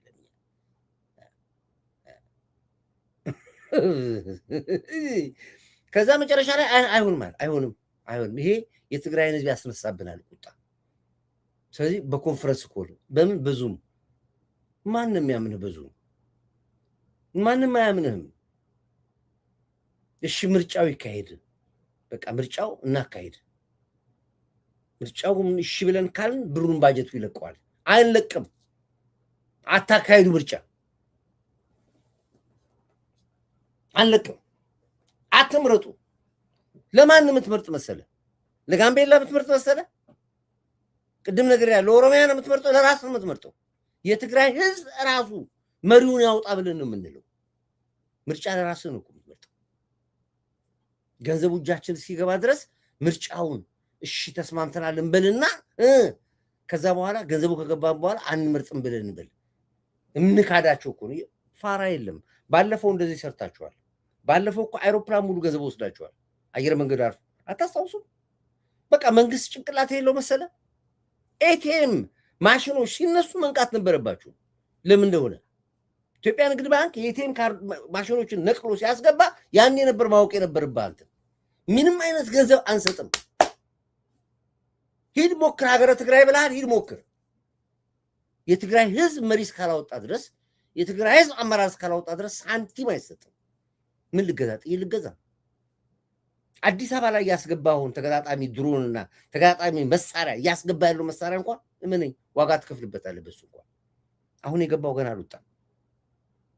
ሌላ አሁን በየቦታው ተመልከቱ። ኢትዮጵያኖች በደንብ ተከታተሉ። ይሄን አዳምጥ፣ ምልን አፈ አትፍት ከደጋ ኢትዮጵያኖች አዳምጥ፣ ጆሮ ነጣላል። በየመንደሩ ሊጸጉሩ ልውጦች ታያላችሁ። ወጣቶች ናቸው ልጆቹ። ልክ ህዋት ሲገባ ታስታውሳቸዋል። ቆራሌው መጥረጊያ መወልወያ ብሎ ሲገቡ አይታችኋል። ያኔ 83 ላይ ከ83 በፊት ሳይገቡ እንደዚህ አይነት ሰዎች ማአት ተበትነው ነበር። ማአት በየመንደሩ እነሱ ነው የምታያቸው። ዘሴም አሁን ተጀመረ። እነሱ ማለት ሳዋ ስልጥነው የመጡ ተዋጊዎች ናቸው። የራሳቸው ክላሽ አላቸው፣ የራሳቸው የሚያርፉበት ቦታ አላቸው፣ የራሳቸው ባጀት አላቸው። እመኑ። ይሄን አዳምጥ፣ ምልን ጆሮን ስናዳምጥ የሚጠብቀን ነው የምነግርህ። ልክ ፊሽካ ሲደወል በን ብለው ይሄዳሉ። የት ጋር ክላሹ እንደሚያወጡ፣ የት ወርቅ ቤት ገብተው እንደሚዘርፉ፣ የት ሆቴል ገብተው እንደሚዘርፉ፣ የት ባንክ ገብተው እንደሚዘርፉ ያውቁታል። ሚሽን ተሰጥቷቸዋል። ስታዩዋቸው ታውቃላችሁ። ምን እንደሚመስሉ ምሳሌ ላሳያችሁ። አንድ ቦታ ብቻ ላሳያችሁ። አንድ ቦታ ነው ምሳሌ ማሳያችሁ። ባለፈው ነገራችሁ ለዚህ ነው። ባለፈው ስነግራችሁ ተጠንቀቁ ብያልኩት ለዚህ ነው። ምሳሌ ላሳያችሁ። ለምሳሌ አሁን እነዚህ ይሄን ላሳያችሁ። ለምሳሌ እንደዚህ አሁን ብዙ ታያላችሁ አካባቢያችሁ አለ። እነዚህ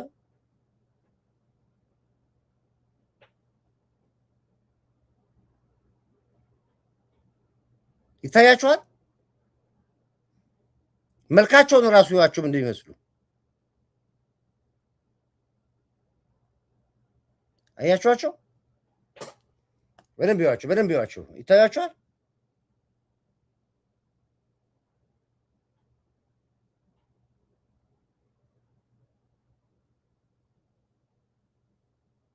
ኦኬ ሰምፕሪ። እነዚህ አሁን ስታዩዋቸው ወጣት ይመስላሉ። ወታደሮች ናቸው።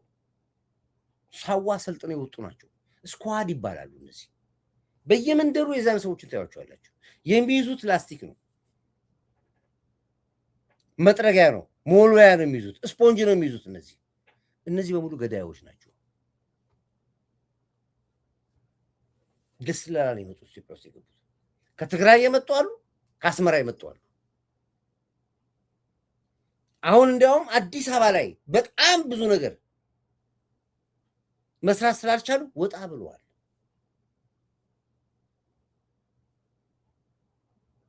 ሸኔ ታስታውሳላችሁ?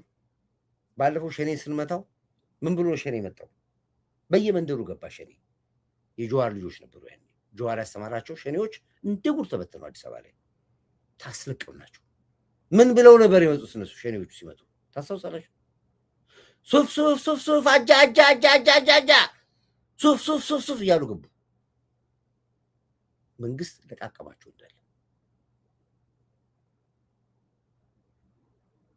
ለቃቀማቸው። አንዱን ስትይዘው 40-50 ቼን ነው የሚነግርህ። 40-50 ቼን አላቸው። አንተ አትይዝም እንዴ?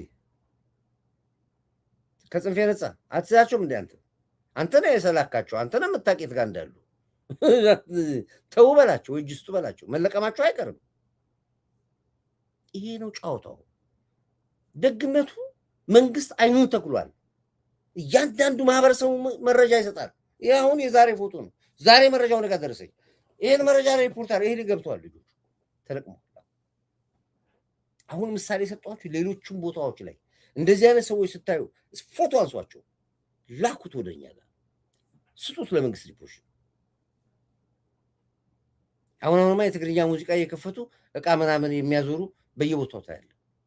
አደገኞች ናቸው እነዚህ። እንደ ቀልድ እንዳትዋቸው። ፊሽካ ነው የሚጠብቁት። አንድ ትእዛዝ ከመጣ አለቀ ገባ። ወርቅ ቤት ነው የሚገቡት፣ ባንክ ነው የሚገቡት።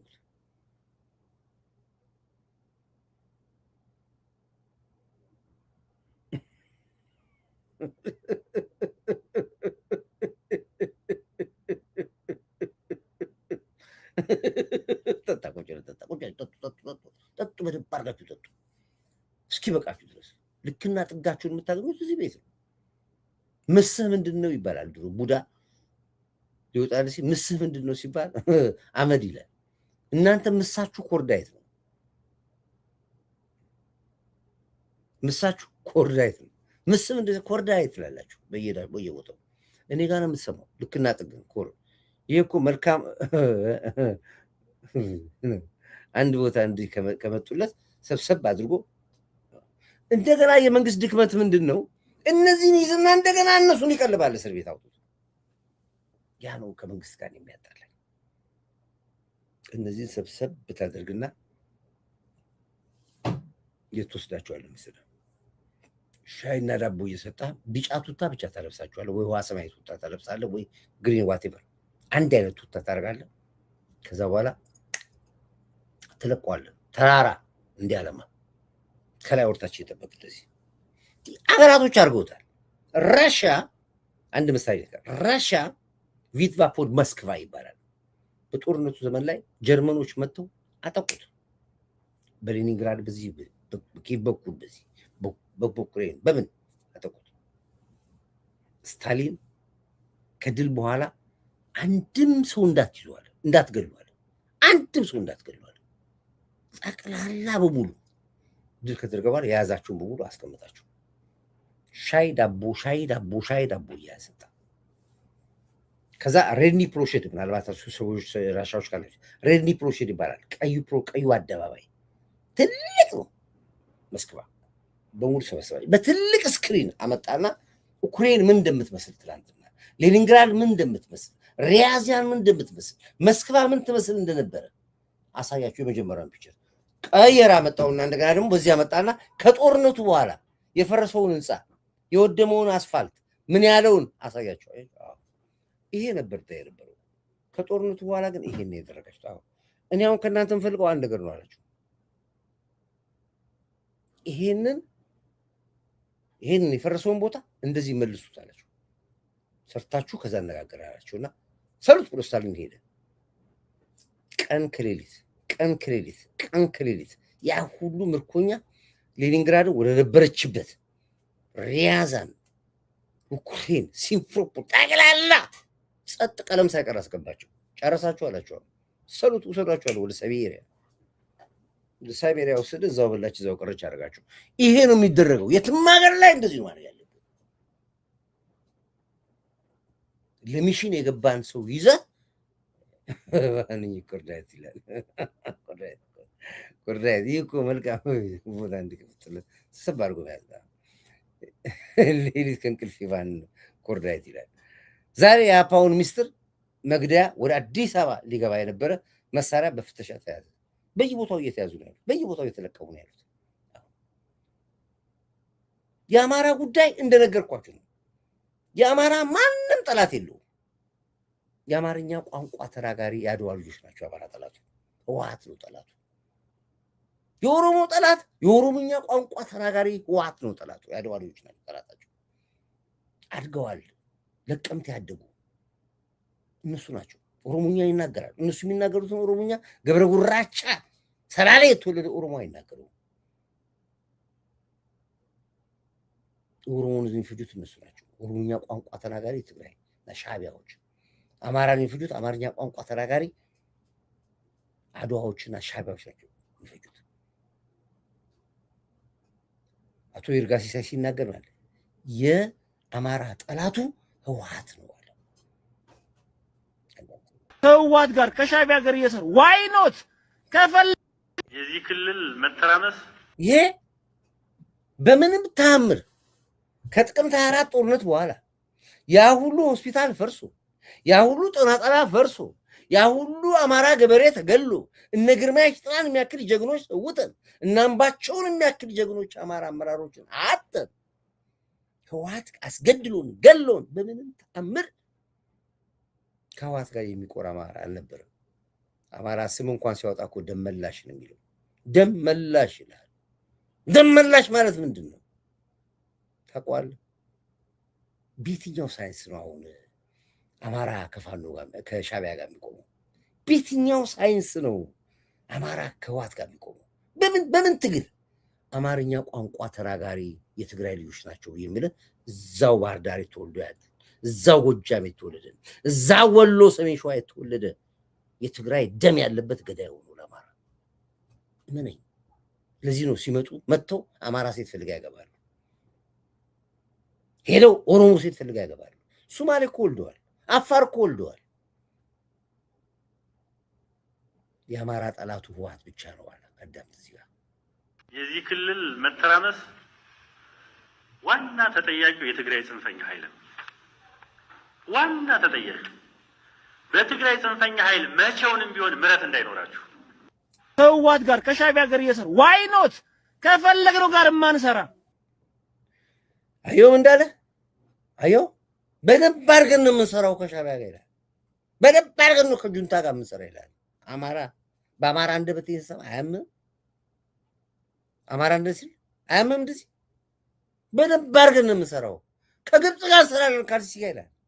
ህዳሴ ግድቡና ፈርሳለን አልሲሲ ካዘዘን ይላል። ፋኖ ነው የሚለው ፋኖ ህዳሴ ግድብ አፈርሳል ይላል ንብረቱን ይላል። እኔ ያለው ብለ አመራር ነው የምነግርህ፣ የፋኖ አመራር ነው የሚነግርህ። ይሄን አዳምጦ የሚለው አዳምጥ።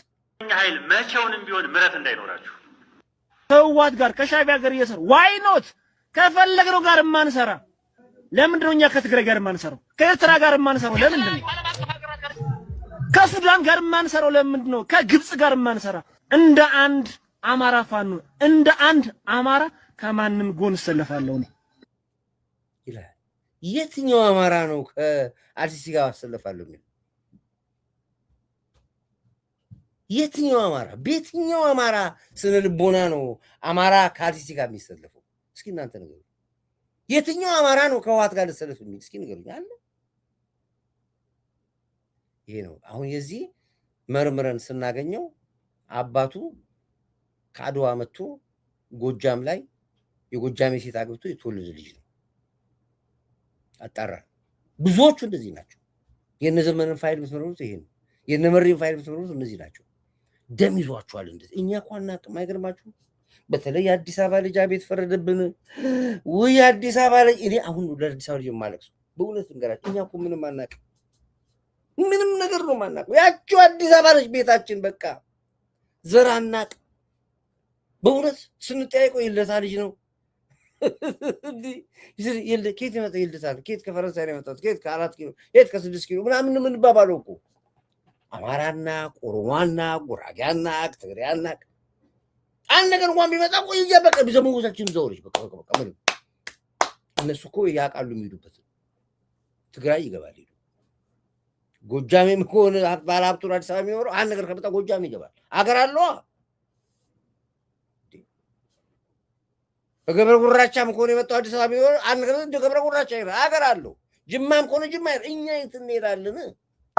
እነዚህ ደማቸውን ሲለኩ የኖሩ ሰዎች ናቸው።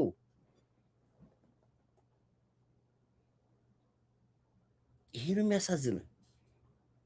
እኔ ስለ ወልቃይት እመኑኝ ብዬ ዶክመንተሪ ፊልም ማሳየ ነበር። እዚህ ዶክመንተሪ ያወጣው ነበር ማሳየ ነበር። ታስታውሳላችሁ? የወልቃይት ታሪክ ህወሓት ጠንቅቆ ያውቀዋል። ጠንቅቆ ነው የሚያውቀው ህወሓት። መለስ ዜናዊም ከሞቱ ፊት ሲናዘዝ አማራ ነቅቶ ርሴን መሬቴን ያለ ሰዓት ስጠው አይ ካልክ ደደቢት ተወልደን ወልቃይት ይቀብሩናል። ሺህ ታሪኩን ብናጠፋ ሺህ ሰነዱን ብንቀድ ብናቃጥል የቀረው ሰነድ አለ።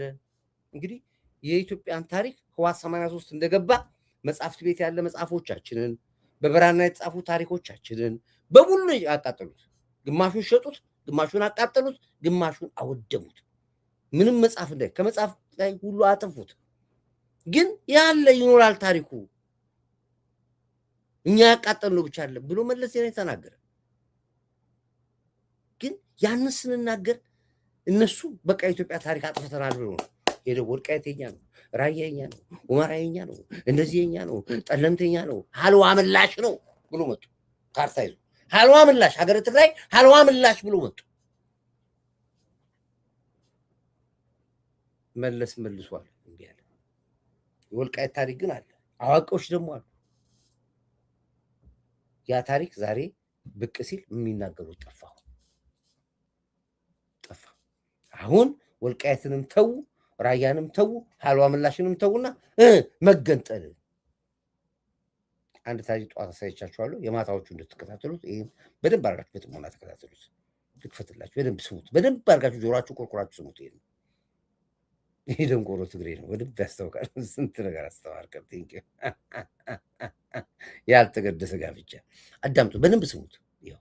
ኮንቲኒቲ ኢን ሪቮሉሽናሪ ኢትዮጵያ የሚለው ይሄን አዳምጡ በደንብ ኤንድ ኮንቲኒቲ ኢን ሪቮሉሽናሪ ኢትዮጵያ የሚለው መጽሐፋቸው ላይ ክርስቶፈር ክላፋም እዚህ አዲስ አበባ ዩኒቨርሲቲ ነበሩ ድሮ በኃይለ ሥላሴ ጊዜ ስለ ወልቃይትና ጠገዴ ሲያወሩ the area separated from Tigray by impressive natural barrier of Seti Tekkeze River has never been governed as part of Tigray at any period in the past, but has come under Gondar and Samen ይላል።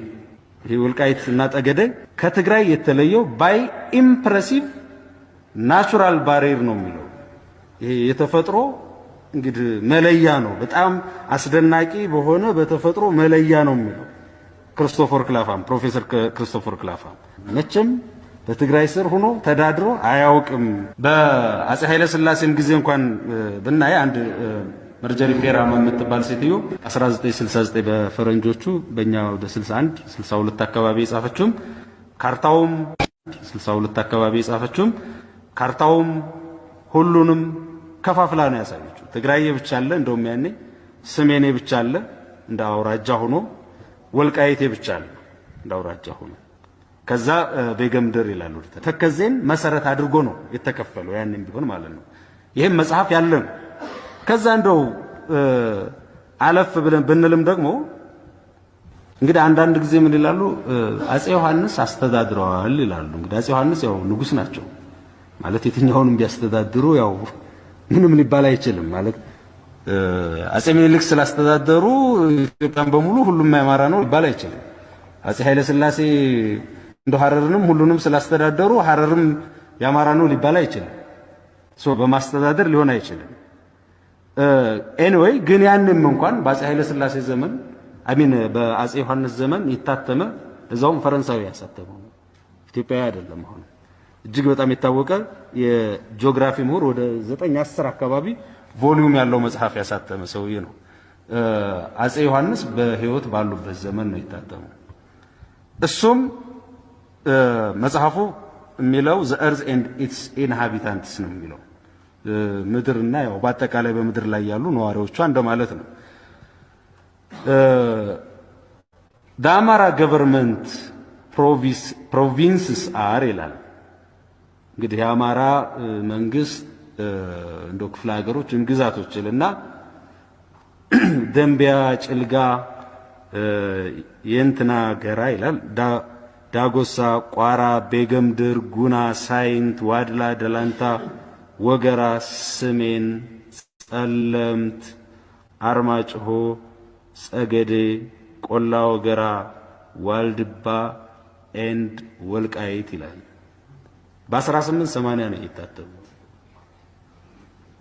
እንግዲህ ፈረንጅ ነው፣ ፈረንሳዊ ነው። ቤልጅየም ውስጥ ይገኝ የነበረ ዩኒቨርሲቲ ፕሮፌሰር የነበረ ሰው ነው። እንግዲህ በአፄ ቴዎድሮስ ዘመን ደግሞ እንግዲህ ያው ብዙ የመጡ አሉ። በአፄ ቴዎድሮስ ዘመን በጣም ብዙ ፈረንጆች ኢትዮጵያ ውስጥ መጥተው ነበር። አንዳንዶቹ የህይወት ታሪካቸውን፣ አንዳንዶቹ እዚህ ቆይተው ያዩትን ነገር ሁሉ ጽፈዋል። ከነዛ ውስጥ እንደው አንድ የጦር መኮንን ነው አፄ ቴዎድሮስ ጋራ ብዙ አልቆየም፣ ግን በሱዳን አድርጎ መጥቶ የነበረ የወታደር እንደዚሁ ጀነራልም ነበርና እንግሊዛዊ ነው። ሩት ሲን አቢሲኒያ ይላል።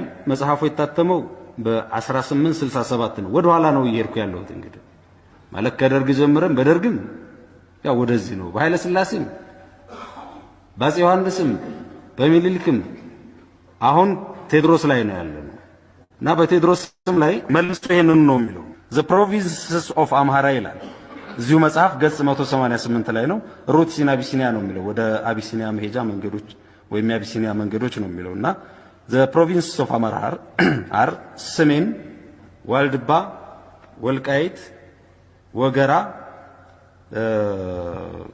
ጭልጋ፣ ቋራ፣ በለሳ፣ ፎገራ፣ ዳሞት፣ ጎጃም፣ ቤገምድር፣ በሽሎ አሁንም ዋልድባ ይልና መልሶ ዋልድባ situated in between northwest of ሰሜን between the ተከዜ and the አንገረብ ይላል። ይሄም ሰውዬ እንግዲህ መጥቶ ያየው የተናገረው ይሄንኑ ነው። ያኔም እነዚህ ወልቃይት ሁሉ የት ናቸው?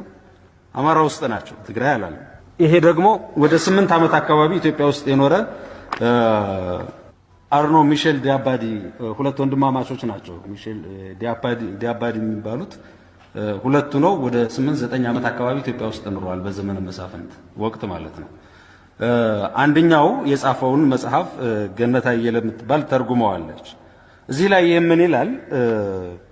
ገጽ 34 ላይ የፈረንሳይኛ ስለሆነ ያው ፈረንሳይኛ ስለማልችል ነው። እስከ ተከዜ ወንዝ ድረስ ትግረኛ በሰፊው ይነገራል። ደጃቹቤ ከተከዜ ምዕራብ ከሚገኘው ሀገር ማለትም የሰሜን ተወላጅ ሲሆኑ በዛ የሚነገረው ቋንቋ አማርኛ ብቻ ነው። መስፍኑ ግዛታቸውን በማስፋት አብዛኛውን የትግራይን ክፍል በቁጥጥራቸው ስር አድርገው ነበር። የትግራይ ተወላጅ የሆኑ ዜጎች ከገዢዎቹ ለመግባባት የግድ በአማርኛ መናገር ወይም በአስተርጓሚ መጠቀም ስላለባቸው በዚህ በጣም ይበሳጩ ነበር ይላል። የት ሲመጡ መሰላችሁ? እንግዲህ ወልቃይትና ሰሜን ሲመጡ ማለት ነው። ይሄንን ዲያባዲ ነው የሚለው እንግዲህ ፈረንሳዊ ነው። 100 ዓመት ደግሞ ወደ ኋላ ልውሰዳችሁና በ1634 የተጻፈ ደግሞ ልንገራችሁ። ፈረንሳይኛ ነው ርዕሱ፣ በእንግሊዘኛ ተተርጉሟል። የ17th century historical and geographical account of ትግራይ ኢትዮጵያ ነው የሚለው። በ17ኛው ክፍለ ዘመን የትግራይና እንዲህ የኢትዮጵያ የጂኦግራፊና የታሪክ ማስታወሻ ነው የሚለው። among all the kingdoms that the emperor of Ethiopia possess today one of the greatest if not the greatest and the most important is the kingdom of Tigray. From the north to the south, that is from the limits of Hamasen to Inderta, it covers an area from 90 to 100 league, and from the east, which is beside Danakil, located at the entrance of the Red Sea, to the southern end of Red Sea, to the west, to the west, it is bounded by ተከዜ ሪቨር ይላል። እንደውም በቃ ይታገዳል።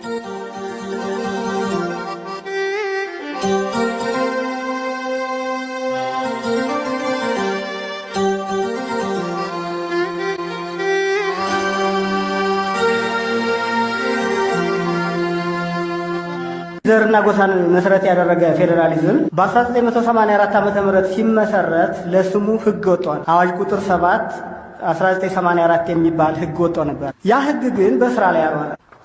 ህጉ በትክክል በስራ ላይ ውሎ ቢሆን ኖሮ ያኔ በዚያ ህግ መሰረት የተቋቋሙት 14 ክልሎች ነበሩ። 14ቱ ክልሎች ደግሞ እዚህ ፎቶ ላይ ከዚህ ጽሁፍ መጀመሪያ ጀርባ ላይ የምታገኙት በዚህ መልክ ነበረ ክልሉ የተመሰረተው 14 ክልል ተብሎ ማለት ነው። የክልል ወሰኖችን በሚመለከት ይህ አዋጅ አንቀጽ 4 ንዑስ ቁጥር 2 ሀሌታ ውሃ ላይ የሚናገረው ነበረው። እንዳለ የድንጋጌውን ቃል ባነብላችሁ ጥሩ ነው። ወደፊት ብሔር ብሔረሰቦች ተጠንተው ሌላ የአከላለል ስርዓት እስኪከለል ድረስ ከ1966 ዓመተ ምህረት በፊት የነበረው ወሰን ሆኖ ይቀጥላል ይላል። ከ1966 ዓመተ ምህረት በፊት የነበረው ወሰን የክልሎች ወሰን ሆኖ ይቀጥላል። ያ ማለት አሁን በተወሰናችሁ ሰዎች በደረሰው ጽሑፍ ላይ ያለው ካርታ ማለት ነው። ራያ የወሎ ክፍለ ሀገር ነበር። አድርቃይ፣ ጸለምት፣ ወልቃይት፣ ጠገዴ የበየምድር ክፍለ ሀገር ነበር ከ1966 ዓመተ ምህረት በፊት። ስለዚህ አዋጁ በ1984 ዓመተ ተግበራው ግን እንደዛ አልነበረም። የተደረገው ትግበራ ከአዋጁ ውጭ ነው ማለት ነው። እነ ጸለምት፣ እነ ራያ፣ እነ መተከል፣ እነ ወልቃይት ጠገዴ የተወሰዱት ከአዋጁ ውጭ ነው ማለት ነው። ስለዚህ በህግ ማለም የተወሰዱት ቦታዎቹ የተወሰዱት ደግሞ ከህጉ ውጭ በሆነ መንገድ ነው፣ ያው በጉልበት ማለት ነው። ስለዚህ የህግ ሽፋን እንኳን ሳይኖረው ነው የተወሰዱት የሚለውን እንያዝ። በሁለተኛ ደረጃ ክልሎች የተዋቀሩት በ1987 ዓ.ም ህገ መንግስት ሲወጣ ነው። ህገ መንግስቱ ሲወጣ ክልሎች ሲካለሉ ሌሎች ክልሎች በ1984 አሁን እንዳልኳችሁ ከህግ ውጭ የተወሰዱትም በህግ መሰረት ያሉትም እንዳሉ ሆነው በ1987 ዓመተ ምህረት ህገ መንግስቱ ሲወጣ የተደረገው ምንድነው? ደቡብ ክልል ላይ ክልል 7፣ ክልል 8፣ ክልል 9 የሚባሉ ነበሩ። የተለያዩ እነ ወላይታ እነ ጉራጌ ምናምን ተብሎ የተለያዩ ክልል ነበሩ እስከ 87 ዓመተ ምህረት ድረስ። እነሱን በአንድ ላይ ጨፍልቆ የደቡብ ህዝቦች ክልል ከሚል በስተቀር በወልቃይት ጠገዴ፣ በራያ እና በወሎ አካባቢ የነበረው ነገር አልተነካም ማለት ነው። ከህግ ውጭ እንደተወሰደ ነው የቀረው ማለት ነው። ስለዚህ በዚህ መንገድ ሊሰመርበት የሚችለው ነገር ምንድነው? የወልቃይት ጠገዴ፣ የጠለምትና የራያ ወይም የመተከል ጉዳይ አግባብ ባለው የህግ መሰረት አለመወሰዱን ይልቁንም አዋጁ የሚናገረው ሌላና በተግባር የተሰራው ሌላ መሆኑን ማንኛውም ሰው እንዲረዳው ይሄን ለመጠቆም ያህል ነው። የሚገርማችሁ ነገር ነው። እንደው ወደ ፈጣሪ ወደ እግዚአብሔር ስራ ልመለስና ሁሉን ነገር እግዚአብሔር ፈጥኖ ሰርቶታል። አሁን ተከዜ የሚባለው ወንዝ ወደዚህ የአማራ ግዛት ወደዛ የትግራይ ግዛት ራሱ እኮ ከልሎታል እኮ ራሱ ሲፈጥር በተፈጥሮ ራሱ እኮ ተከልሏል እኮ። አሁን ህወሓት የጦርነት ሰበብ አደረገው እንጂ ተፈጥሮ ራሱ ከልክሎታል እኮ። በቃ ለምሳሌ አሰብ ብትገቡ አሰብን ሰራና አሰብን ወደዚህ ያመጣ ኤርትራ ወደዛ። ስለዚህ ነው በአሰብ የኤርትራ ህዝብ ምንም አይጠቀምም ከኪሳራ ውጭ ምንም። ኤርትራ በአሰብ ታልቃለች፣ ትሞታለች። በአሰብ ምክንያት አሰብን በመያዟ ብቻ ኤርትራ ትደቃለች። ምክንያት ምን ጥቅም አላት? ምን ይሰጠዋል? ምንድነው አሰብ የምታገኘው? ኤርትራ መርከብ አይሆንም፣ ምጽዋ ነው የሚቀርባት። ልማት የለም፣ ምንም የለም። አሰብ ምንም የለም። እኛ እናውቀዋለና አንድ ዶማ የሚባል ዛፍ አለ። እሱም አረቄ ነው። ሂት ስትሮክ እና ሰን ስትሮክ የሚባል ነገር አለ። ሲመጣ እሱን ያወጡና ይጠጣል። ያው ይባላል። እሱን ያው እኔ አልሞከርኩትም። አሰብ በነበርኩ ጊዜ አውቀዋለሁ። ከዛ ውጪ በስርዓቶች የተሰሩ ሪፋይነሪ አለ። ሪፋይነሩም ጥቅሙ ለማን ነው? ለኢትዮጵያ ነው። ወደብ አለ። ወደቡ ጥቅሙ ለኢትዮጵያ ነው። በመንግስቱ ኃይለማርያም ብዙ ቢሊዮን ብር የወጣበት ካሌብ መርከብ መገጣጠሚያ ያለ ጥቅሙ ለኢስት አፍሪካ ነው፣ ለሆርን ኦፍ አፍሪካ የሚጠቅሙ። ከዛ ውጪ ወታደራዊ ማሰልጠኛ ቦታ አለ። ኪሎማ ትልቁ ካምፕ ልክ እንደ ውርሶ እንደምንለው ወይ ባተፈደ እሱም ለማን ነው የሚጠቅመው? ለኢትዮጵያ ነው የሚጠቅመው። ከዛ ውጪ ምንድነው አሰብ ያለ? አብይ ሄጄ አለ ጠቅላላ በሩ ተከፍቶ ሰው የለውም ማለት 100 ምናምን ሺህ ሰው የነበረባት አሰብ ዛሬ 3000 ሰው የለባት። 3000 ሰው የለም አሰብ ላይ። አንድ ባጃጅ አለች ቀኑን ሙሉ የምትሽከረከር እንደዚህ። እሷም ነዳጅ ኪት እንደምታመጣ አይታወቅም። ፔሬድ ኤሌክትሪክ የለ፣ ውሃ የለ፣ እንቅስቃሴ የለ። ያሉትም ሰዎች ተወልደንበታል እስክንሞት ድረስ ብለው ስላሉ እንጂ ነዋሪው ተሰዶ አልቋል። ሰው አልባ ከተማ ሆናለች። የወደፊት የትግራይ ጣፋንታ በዚህ ከቀጠለ የአሰብ ጣፋንታ ነው ትግራይ የሚጠብቃት። ትግራይ ከአማራ ጋር ቤተሰብ ሆና ከአፋር ጋር ከሶማሌ ጋር ከኦሮሞም ከአማራም ጋር አብሮ ካልሆነ ትግራይ ምድረ በዳ ነው የምትሆነው። ምንም ጥቅም የለም። መንግስቱ ኃይለማርያም ተናግሯል። አንድ ቁና እህል ከትግራይ መጥቶ ያውቃል ያለው እኮ ምንም ስለማይመጣ ነው። አሁንም ትግራይ የምትተዳደረው በኦሮሚያ ባጀት፣ በአማራ ክልል ባጀት፣ የደቡብ ክልል ባጀት እየጸደቀ ነው የሚሰጣት እንጂ በራሷ አንድ ቁና እህል አታመጣም። ትግራይ ምን ይዘው እንደሚፎክሩ ራሱ ሁሉ አይገባኝም። እኔ ምን ይዘው እንደሚያቀራሩ ሁሉ አይገባኝም። እኔ